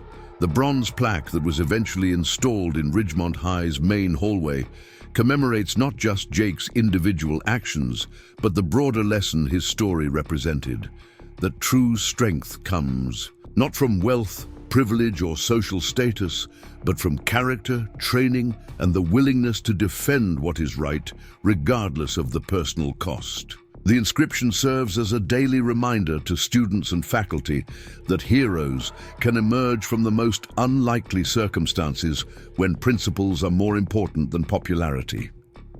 The weeks following the confrontation at Ridgemont High brought changes that rippled through the entire community of Pinewood Valley like stones cast into still water. Jake Thompson had returned to his routine of quiet attendance and diligent study, but the atmosphere around him had fundamentally shifted in ways that made anonymity impossible. Students who had never acknowledged his existence now watched his every movement with fascination, while teachers found themselves reassessing their understanding of the quiet military student who had demonstrated such remarkable composure under pressure. The transformation was most evident in the hallways between classes, where conversations would pause as Jake passed by, not from hostility, but from a kind of respectful curiosity that he found both flattering and uncomfortable. His military bearing, which had once marked him as an outsider worthy of mockery, was now viewed with something approaching reverence by students who had witnessed firsthand the practical value of discipline and training. The uniform that Connor Williams had tried to strip from his body was now seen as a symbol of capabilities that few civilians possessed or understood. Emma Rodriguez had become an unofficial chronicler of the changes taking place at Ridgemont High, documenting in her journal the subtle shifts in social dynamics that followed Jake's demonstration of character and capability. Students who had previously competed for Connor Williams' approval were now seeking different kinds of validation, looking for ways to demonstrate their own worth through achievement and principle, rather than wealth and social manipulation. The change was gradual but unmistakable, suggesting that Jake's example had planted seeds that would continue growing long after he graduated. The JROTC program experienced an unprecedented surge in enrollment as students who had previously dismissed military training as irrelevant to their privileged lifestyles began to recognize its value in developing character and practical skills. Colonel Sarah Martinez, the program's instructor, found herself overwhelmed by applications from students whose families had never shown interest in military service, but were now eager to provide their children with the kind of training that had served Jake so well during his moment of crisis. The changes extended beyond individual student behavior to institutional policies that addressed the systemic problems Connor Williams and his allies had exploited for years. Principal Henderson, motivated by legal concerns and genuine recognition of her failures, implemented comprehensive anti-bullying measures that specifically protected students from military families and other vulnerable populations. The new policies included mandatory training for staff members about military culture and the unique challenges faced by children from service families. The school board meetings that followed the incident were standing room only affairs as community members debated the implications of what had happened and what changes might be necessary to prevent similar situations in the future. The discussions revealed deep divisions within Pinewood Valley's affluent community between those who supported the traditional hierarchy that had allowed wealthy families to operate with impunity and those who recognized the need for more equitable treatment of all students regardless of their family's social status or financial resources. Congressman Williams's political career faced its own challenges as the viral videos of his son's behavior became a liability in his upcoming re-election campaign. Opposition researchers had seized upon the incident as evidence of the entitled attitudes that characterized wealthy political families, using Connor's assault on Jake as a symbol of broader problems with privilege and accountability in American society. The congressman's attempts to control the narrative and minimize the significance of his son's actions only intensified the scrutiny and criticism he faced from both political opponents and former allies. The legal proceedings that emerged from the confrontation created precedents that would influence how similar cases were handled throughout Colorado and beyond. Jake's parents had chosen to pursue both criminal charges and civil litigation, recognizing that their son's experience represented broader patterns of discrimination against military families that deserved formal legal recognition and remedy. The case attracted attention from civil rights organizations and veterans advocacy groups who saw it as an opportunity to establish stronger protections for military students in civilian school environments. Lieutenant Colonel Thompson's decision to document his family's experience in a book about military families navigating civilian communities became a bestseller that resonated with thousands of service members who had faced similar challenges. The book combined Jake's story with broader analysis of the cultural divides between military and civilian society, offering practical advice for families while also educating civilian readers about the sacrifices and contributions of military communities. The success of the book led to speaking engagements and consulting opportunities that allowed the family to become advocates for positive change on a national scale. The scholarship fund established in Jake's name grew beyond the Thompson family's initial contribution to become a major source of support for military students across the country. Donations poured in from veterans, active duty service members, and civilian supporters who were inspired by Jake's example and wanted to help other military students avoid similar experiences. The fund provided not only financial assistance, but also mentorship programs and legal support for students who faced discrimination or harassment because of their military backgrounds. Connor Williams' journey toward redemption began in the community service program mandated by his legal settlement, where he was assigned to work with veterans at a local rehabilitation center. The experience of interacting with service members who had been wounded in combat while defending their country provided him with perspective on the significance of the uniform he had attempted to humiliate. His initial resentment at being forced into service gradually gave way to genuine respect for the veterans he worked with and understanding of the values that military service represented.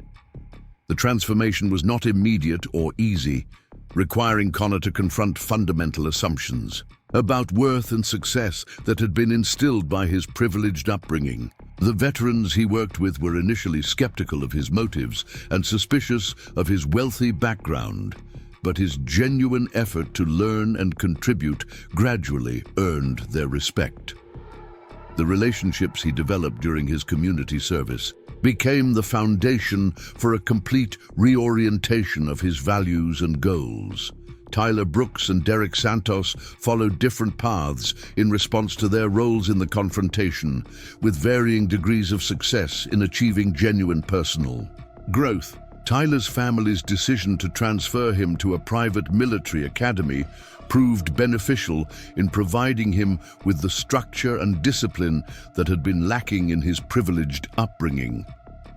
The rigorous environment and emphasis on character development helped him understand the values that he had attacked in Jake and develop his own commitment to service and leadership. Derek Santos's experience was less successful, as his family's attempts to minimize the consequences of his actions and maintain his social status prevented him from fully confronting the impact of his behavior. His transfer to an expensive private school in another state allowed him to escape the immediate social consequences of his participation in the assault on Jake, but failed to address the underlying character issues that had contributed to his poor choices. The lack of genuine accountability would continue to create problems for him throughout his adult life.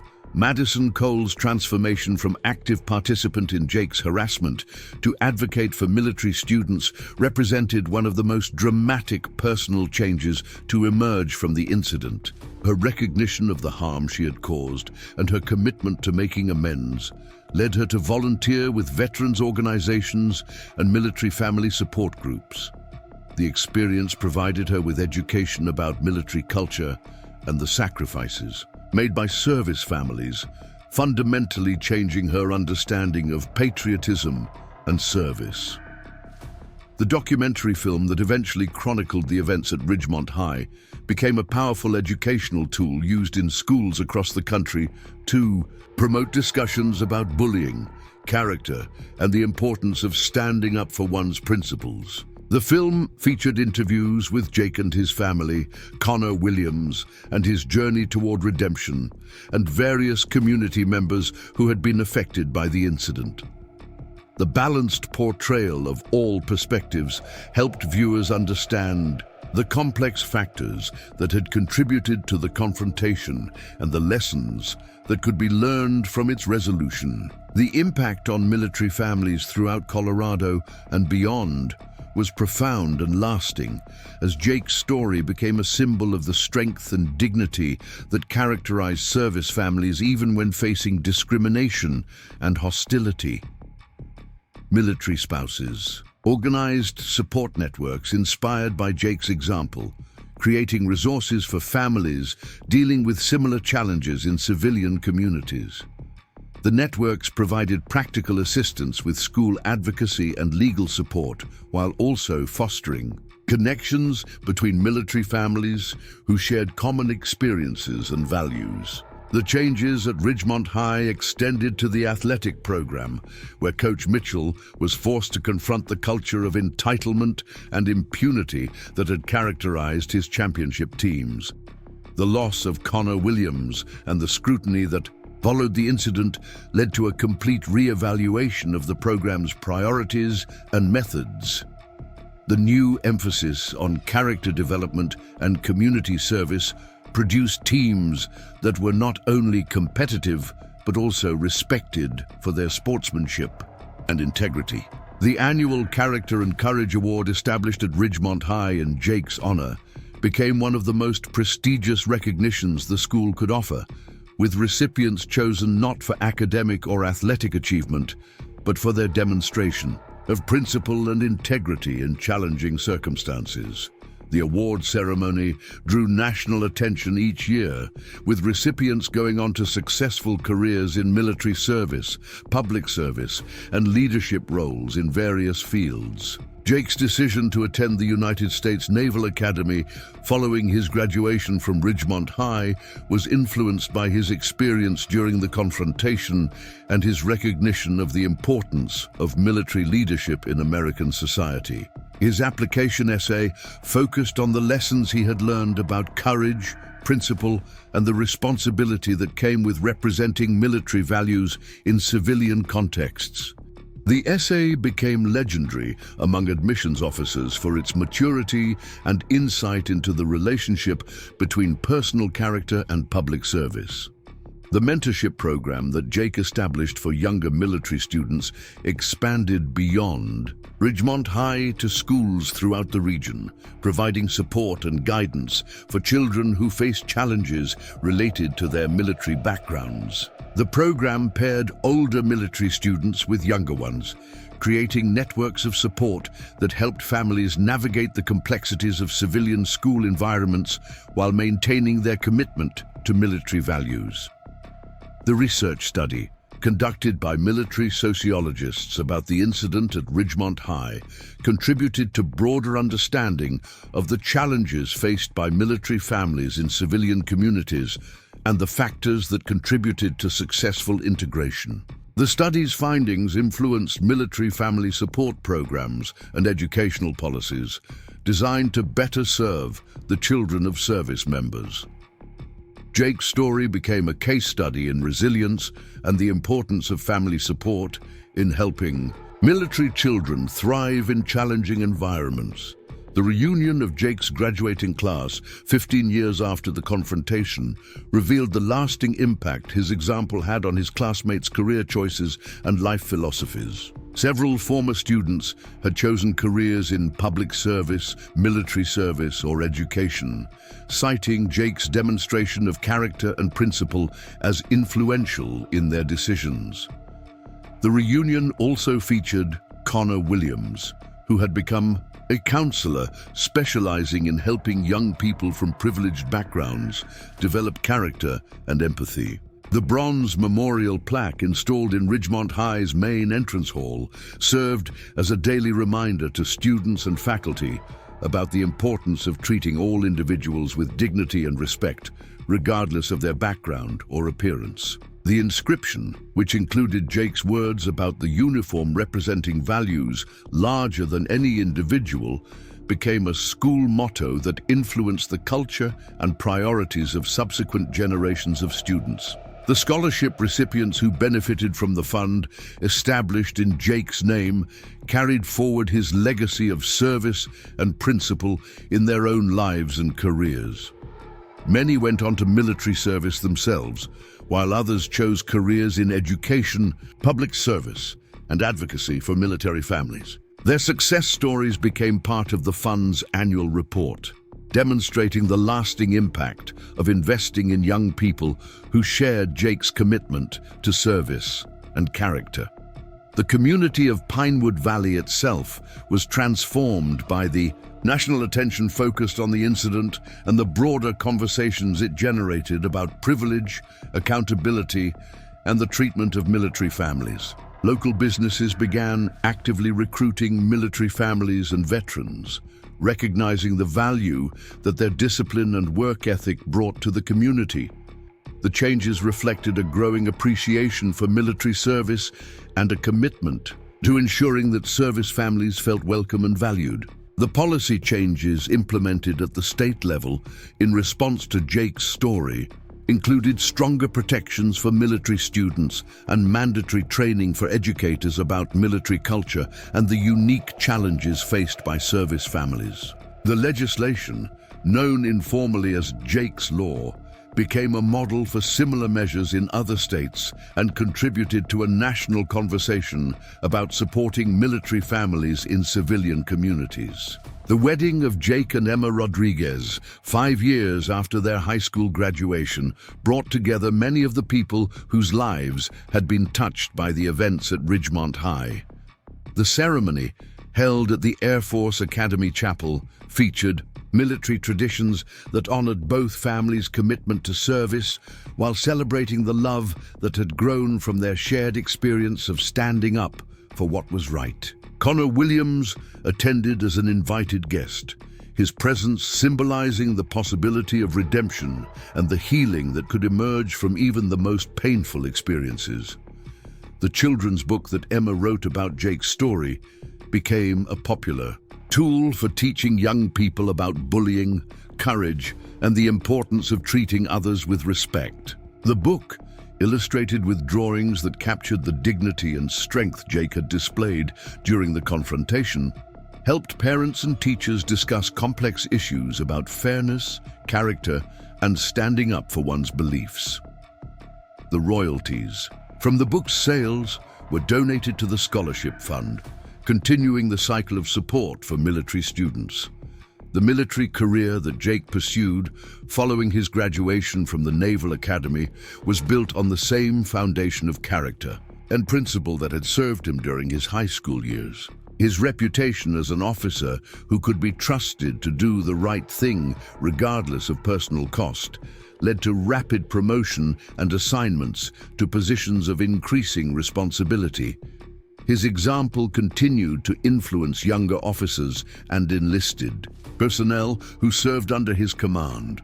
The documentary sequel that followed up on the original participants 20 years after the incident showed the long-term impact of that single day on all their lives. Jake had become a respected military leader. Connor had dedicated his career to helping troubled youth, and many of their classmates had chosen paths of service and leadership inspired by the example they had witnessed.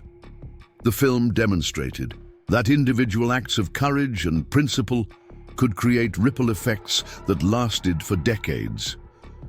The establishment of the Thompson Center for Military Family Support at a major university provided institutional recognition of the importance of addressing the unique challenges faced by service families. The center, funded by donations from individuals and organizations inspired by Jake's story, conducted research, provided training for educators and social service professionals, and offered direct support to military families facing difficulties in civilian communities. The letter that arrived at the Thompson household 30 years after the confrontation came from a young military student who had heard Jake's story and found courage to stand up to bullies at his own school. The letter, written in careful handwriting that reflected the writer's youth and sincerity, thanked Jake for showing that it was possible to defend one's principles without compromising one's character. The letter joined hundreds of others in the Thompson family's collection, each one representing a life touched by Jake's example of courage and integrity.